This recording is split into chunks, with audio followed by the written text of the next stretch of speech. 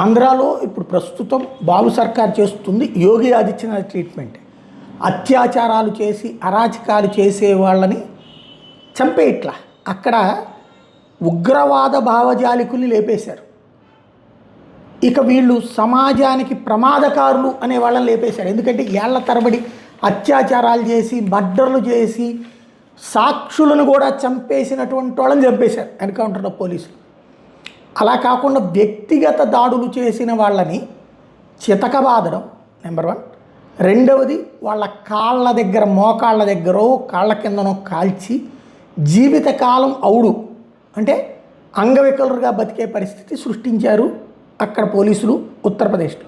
ఇప్పుడు ఆంధ్రప్రదేశ్లో నిన్న చేసినటువంటిది ఏదైతే కాజీపేట దగ్గర బాలిక హత్య కేసులో కానిస్టేబుల్ మీద దాడి చేసి పరారయ్యేందుకు ప్రయత్నిస్తుంటే కాల్చాం అన్నటువంటి విషయం ఏదైతే ఉందో అది అంతే. మొన్న ఈ మధ్యన ఇంకొక నిందితుడిని కూడా కాల్చింది అంతే.